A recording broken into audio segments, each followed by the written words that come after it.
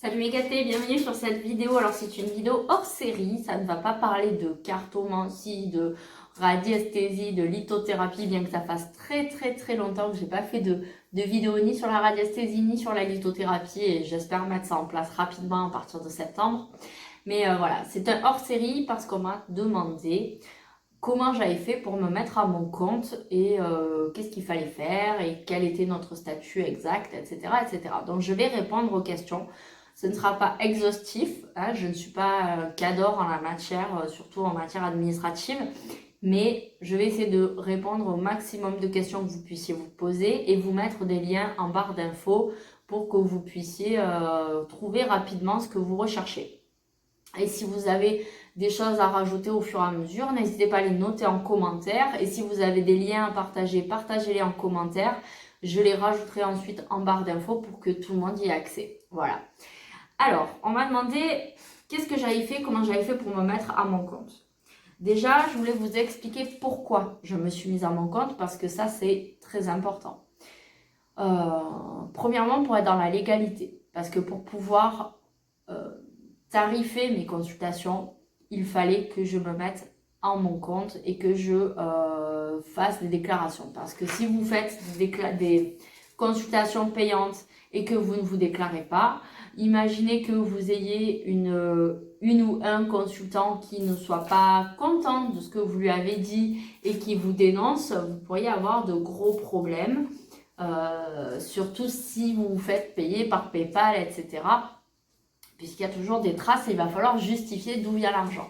Donc ça, c'est un premier risque et je ne voulais pas courir ce risque parce que j'ai des enfants, un mari et que voilà, j'avais pas envie de courir ce risque.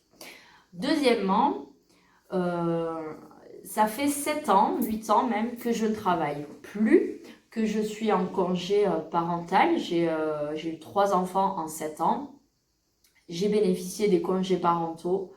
Donc, j'ai bénéficié des aides de l'État avec la CAF notamment, qui a rémunéré mes congés parentaux, même si ce n'est pas des millions, j'ai été rémunérée.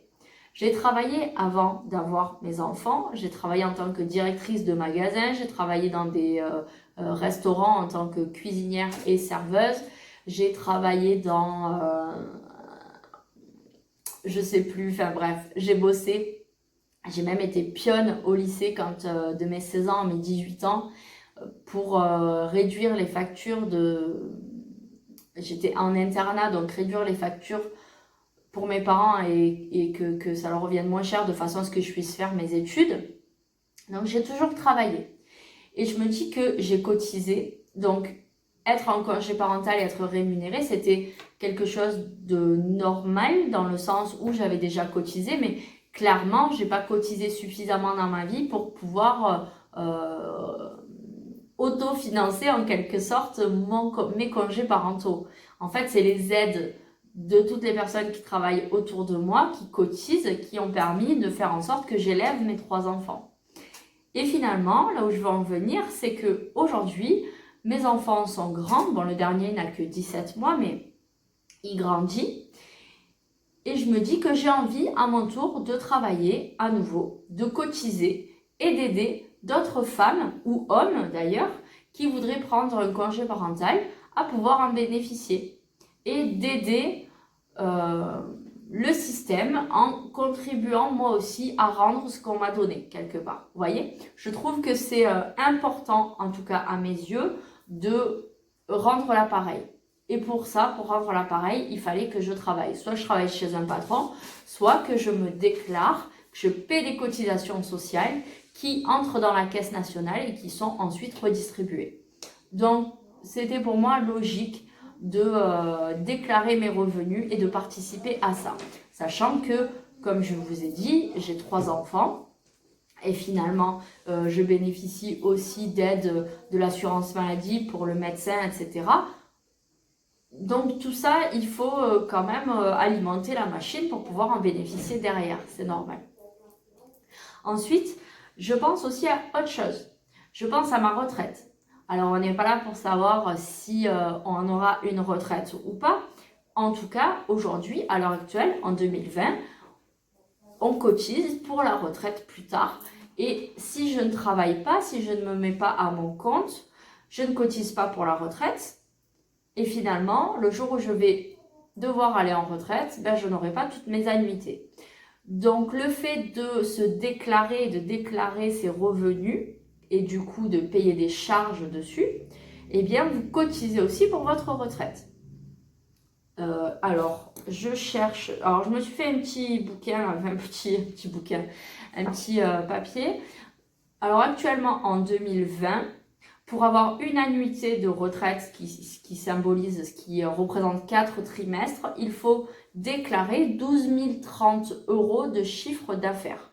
Une fois que à la fin de l'année, vous avez déclaré au moins 12 030 € de chiffre d'affaires, vous validez une année de retraite. Donc faire de l'argent au black, comme on dit, c'est bien beau, mais finalement, est-ce que vous cotisez pour votre retraite? Est-ce que plus tard, vous n'allez pas être pénalisé? Tout ça, ça se calcule. Ça, c'est avec vous-même. Mais moi, je prends les devants. Mettre de la... Peut-être certains me diront, mais on peut mettre de l'argent de côté. Tu sais, le liquide, tu le gardes de côté ou tu fais des économies pour plus tard. Oui, mais je ne sais pas exactement de quoi il fait demain. Donc, j'essaie de rester un petit peu dans le système pour certaines choses. Hein, pas pour tout. Mais voilà, là, je trouve que c'est important. Et puis, ça participe aussi ça contribue aussi au système actuel et d'aider les personnes qui sont actuellement à la retraite à avoir une retraite. Donc voilà, c'est vraiment quelque chose qui est donnant-donnant pour moi. Du coup, pour en arriver au côté très administratif, vous pouvez vous inscrire en micro-entreprise. Donc moi, je suis micro-entreprise. Micro-entreprise et auto-entrepreneur, c'est la même chose. C'est juste le terme qui a changé, mais maintenant, c'est bien micro-entreprise. Mais sur Internet, vous trouverez toujours le terme auto-entreprise, qui est un terme qui est tellement répandu que il est inscrit dans les mœurs, dans le vocabulaire entrepreneurial, mais c'est bien micro-entrepreneur. Mais c'est la même chose. Si vous êtes au chômage, ou que vous avez moins de 25 ou 26 ans, si je ne dis pas de bêtises, vous pouvez bénéficier au moment de la création de votre auto-entreprise de l'ACRE, A-C-C-R-E. Je vous invite à faire des recherches là-dessus, c'est-à-dire que vous bénéficiez d'une exonération partielle et dégressive des cotisations. Ce qui veut dire que la première année, moi, je suis en libéral, je paie 22% de cotisation de charges sociales. Mais si j'avais eu droit à l'ACRE, j'aurais payé beaucoup moins la première année. Donc peut-être, je vais vous dire une bêtise parce que je ne sais pas. J'aurais peut-être payé que 8% de charges. Mais l'année suivante, donc 2021, j'aurais peut-être payé 15%. Et en 2022, j'aurais peut-être payé 19%. Et ensuite, en 2023, j'aurais payé mes charges sociales plein pot, c'est-à-dire 22% comme je le fais actuellement. Donc ça peut permettre de se lancer en douceur en perdant le minimum possible de votre chiffre. Pour créer votre statut de micro-entreprise et d'auto-entrepreneur, c'est très facile. 2 solutions s'offrent à vous. Soit vous vous déplacez à la chambre des métiers de votre ville, c'est le CCI, qui va vous permettre déjà de vous aiguiller pour savoir quel statut vous allez avoir, vous donner les papiers à remplir, etc. Et là, vous avez 2 choix. Soit vous demandez les papiers et vous les remplissez vous-même et c'est gratuit. Soit vous bénéficiez d'une aide d'un professionnel à la chambre des métiers et ça coûte environ 80 €. En tout cas à Marseille, mais peut-être que dans d'autres villes, le tarif est différent. Je doute, mais bon, on va dire une enveloppe d'à peu près 80 € pour faire remplir nos papiers par un pro. Donc ça, c'est l'option « Je me déplace au CCI ». Pardon. Et ensuite, vous avez l'option « Je reste à la maison, j'ouvre mon ordinateur et je vais sur l'autoentrepreneur.fr et c'est 100% gratuit. Ça prend, 5 minutes et vous créez votre statut d'auto-entrepreneur. Vous recevrez à la maison directement votre petit papier d'affiliation avec vos numéros de SIRET, etc., etc. Et c'est vraiment 100% gratuit. Si vous allez sur d'autres sites que l'autoentrepreneur.fr, vous risquez de devoir payer parce que ces sites en fait profitent de la crédulité des gens pour leur proposer de faire les papiers à leur place moyennant une petite contribution. Seulement, c'est un petit peu pernicieux parce que finalement, les sites vont vous demander les renseignements, donc vos noms, prénoms, date de naissance, lieu de naissance, votre adresse actuelle. Donc vous allez rentrer tout ça dans le site et la personne va juste appuyer sur un bouton et basculer les informations que vous avez rentrées vous-même dans votre dossier. Donc finalement, en fait, c'est comme si vous l'aviez rempli directement, sauf que vous avez payé quelqu'un pour valider avec un bouton et pré-remplir le dossier. Donc je trouve ça un peu hallucinant, quoi. Donc si vous voulez vraiment de l'aide, allez plutôt au CCI. Là, vous aurez des professionnels, vous savez pourquoi vous y êtes, la personne est en face de vous, elle prend vos papiers, elle va le faire en direct, mais c'est pas, elle biaise pas en faisant semblant, en fait, juste en récupérant vos informations, en les basculant, alors que c'est vous qui les avez rentrées. Vous voyez ce que je veux dire? Pardon, le OK. Du coup, voilà, l'auto-entrepreneur.fr. Vous aurez le lien en barre d'infos. Alors, quand on est voyant, cartomancien, tarologue, médium, clairvoyant, clairaudient, clairsentient, radiesthésiste aussi, on va mettre ça dedans. Vous vous trouvez, alors radiesthésiste peut-être pas, mais normalement oui. Vous vous retrouvez en statut libéral, ce qui veut dire que vous n'êtes pas en achat-revente de produits, d'accord? Vous êtes en statut libéral, vous n'êtes pas non plus en service à la personne. C'est trois choses différentes, libéral, service à la personne et achat-revente. C'est différent, pourquoi? Parce que les cotisations sociales ne sont pas les mêmes et vous allez comprendre pourquoi. Et votre code APE, donc votre code pour connaître en fait que vos interlocuteurs administratifs sachent dans quelle branche vous êtes, c'est APE 9609Z. Voilà, libéral 8909Z. Vous pouvez rechercher sur internet, vous trouverez des informations là-dessus.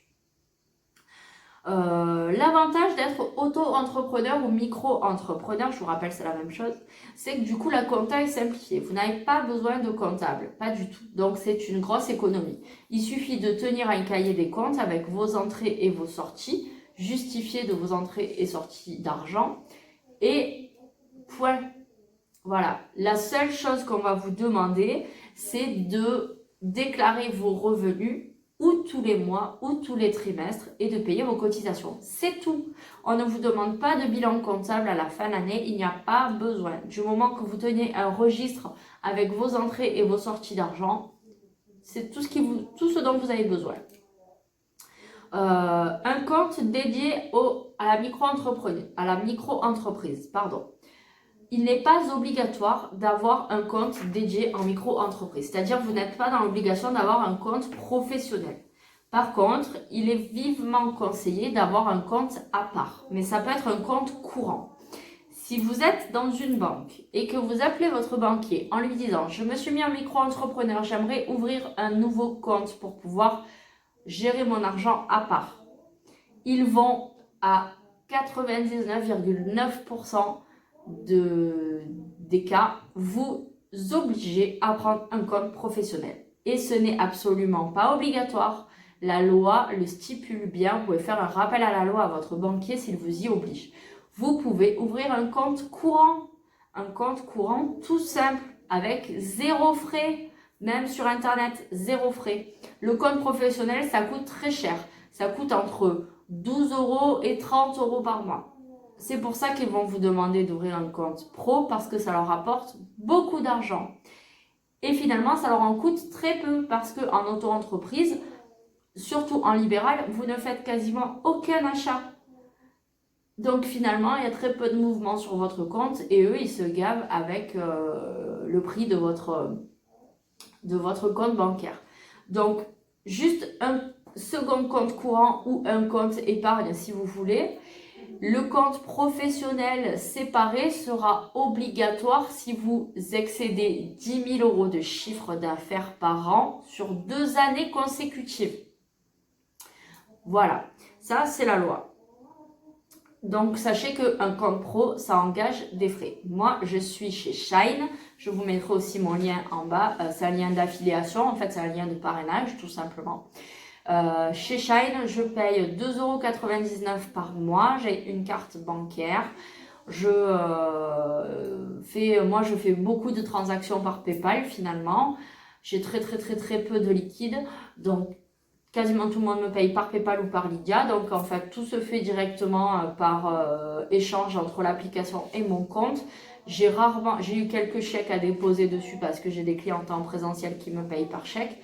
Mais c'est pas un problème. Je peux poser les chèques sur mon compte personnel et les basculer ensuite sur mon compte professionnel pour 3 € par mois. Je trouve ça vraiment topissime, c'est très bien, c'est le minimum syndical, je trouve que c'est parfait, au moins je peux vraiment détacher mon personnel de mon professionnel pour gérer un petit peu tout ça. Et en plus chez Shine, ça me calcule automatiquement mes taxes. Donc j'ai noté que je n'avais pas le droit à l'ACRE, j'ai noté que j'étais en libéral avec le code APE que je vous ai donné tout à l'heure. Donc ça a automatiquement calculé 22% et à chaque fois qu'il y a une entrée d'argent sur mon compte Shine, ça me met de côté, vous devrez payer tant à la fin du mois. Au fur et à mesure, j'ai une vision bien claire de ce que je devrais payer en cotisation sociale et ce que j'ai comme argent pour faire ma vie normale, quoi, puisque c'est un salaire en fait hein, que l'on se verse. Donc voilà, je trouve ça vraiment super. Donc voilà, statut libéral 22%, retraite, je vous ai dit 12 030 € pour valider une annuité ou 4 trimestres. Vous pouvez être aussi salarié et micro-entrepreneur, il n'y a pas de problème, à une condition, deux conditions. La première, c'est que vous en parliez à votre patron pour ne pas faire les choses à l'envers. Donc, vous n'êtes pas obligé de demander une autorisation, mais surtout si vous êtes en voyance, à moins que vous travaillez déjà dans une plateforme de voyance, là, il faudra demander une autorisation écrite de votre patron, comme quoi vous vous mettez en concurrence déloyale quelque part à côté. Mais logiquement, si vous êtes dans n'importe quel autre milieu, vous dites juste à votre patron, je me mets en auto-entreprise, dans tel secteur et puis voilà, point. Voilà, c'est juste histoire de l'avertir. Et donc le deuxième cas de figure qui pourrait poser problème, c'est si vous êtes fonctionnaire. Si vous êtes fonctionnaire de l'État, normalement vous ne pouvez pas vous mettre auto-entrepreneur ou micro-entrepreneur, peu importe. Il va falloir vraiment demander l'autorisation à votre hiérarchie et elle pourrait refuser. Voilà, ça c'est vraiment un peu le souci du monde libéral, du fonctionnariat, fonctionnariat, je sais pas si ça se dit, du fait d'être fonctionnaire de l'État. C'est pour ça que certaines personnes, pour réaliser leur rêve professionnel, finalement démissionnent, perdent certains avantages et se lancent parce qu'on ne peut pas cumuler deux statuts quand on est fonctionnaire. Ensuite. Aussi, sachez que si vous êtes notamment une femme, en déclarant votre chiffre d'affaires, donc en ne faisant pas d'argent caché, on va dire, vous cotisez du coup aussi pour la maternité. C'est-à-dire que si dans votre temps d'auto-entrepreneur, vous tombez enceinte et vous avez votre bébé, vous allez pouvoir bénéficier d'un congé maternité qui sera rémunéré et qui sera très bien rémunéré. Plus vous allez payer de cotisation, plus vous allez passer dans des tranches supérieures. Et alors, je vous laisserai regarder, mais arrivé à une certaine tranche, vous êtes rémunéré 2200 € environ par mois pendant votre congé maternité. Donc, c'est non négligeable. Moi qui étais salariée avant, je n'ai pas touché cette somme-là lorsque j'étais en congé parental, en congé maternité, pardon. Donc, c'est aussi, surtout quand on est une femme, très intéressant de se mettre en micro-entreprise et de bien déclarer tous ses revenus parce que finalement, vous cotisez pour votre retraite, vous cotisez pour un congé maternité éventuel si vous deviez avoir des enfants. Donc voilà, tout ça, ça se calcule. Fonction publique, je vous ai expliqué. Et vous cotisez aussi pour votre compte formation. Donc, vous pouvez aller sur votre téléphone, votre smartphone, aller dans votre Play Store, télécharger mon compte CPF, mon compte formation, et vous verrez que vous avez très certainement des budgets alloués pour faire des formations quelles qu'elles soient. C'est-à-dire que si vous êtes boulanger, vous allez pouvoir faire une formation dans n'importe quel domaine, dans l'onglerie, si vous voulez passer un permis, ce sera dans n'importe quel domaine, vous n'êtes pas obligé de passer une formation qui est rapport à la boulangerie. Et quand on est micro-entrepreneur, maintenant, dans nos cotisations sociales, on cotise aussi pour ces formations. Donc, on continue de cotiser pour notre compte CPF, ce qui fait que à la fin de chaque année, vous aurez un petit budget qui sera alloué dans ce compte CPF et vous allez pouvoir faire des formations. Et ce qui est génial, c'est que vous n'êtes pas obligé de faire une formation par an. Vous pouvez cumuler plusieurs années de cotisation pour faire une formation plus onéreuse au bout de 3, 4, 5 ans. Donc voilà, tout ça, c'est vraiment très important de le prendre en compte et de le savoir. Si vous voulez vous mettre en micro-entreprise et que vous avez peur, sachez que vous cotisez pour beaucoup de choses et même il me semble que vous cotisez pour le chômage. Donc voilà. Et ensuite, les inconvénients de la micro-entreprise. Donc je vous ai dépeint un petit peu tous les avantages et voilà. L'inconvénient quand même en micro-entreprise, c'est que vous ne pouvez pas déduire vos charges. Vous ne pouvez pas déduire vos frais. On a des cotisations qui sont minimales. Les plus élevées, c'est le libéral, c'est 22%. Mais finalement, c'est pas tellement parce que si vous étiez patron d'une entreprise quelconque, vous embauchez des salariés, vous payez leur loyer et vous payez presque autant de charges sociales. C'est aux alentours de 46 ou 47% de charges sociales. Mais effectivement, vous pouvez récupérer à côté, si vous faites des achats, votre TVA, etc., etc.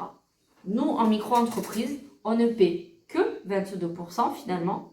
Mais à côté de ça, on ne peut pas récupérer notre TVA, on ne peut pas déduire nos frais. Donc l'un dans l'autre, ça revient au même que de payer 50% de charges ou de ne pas les payer, de ne pas déduire ses frais. Nous, en libéral, on n'a pas besoin en fait de se casser la tête puisque dans le domaine de la voyance, vous allez faire quasiment zéro achat.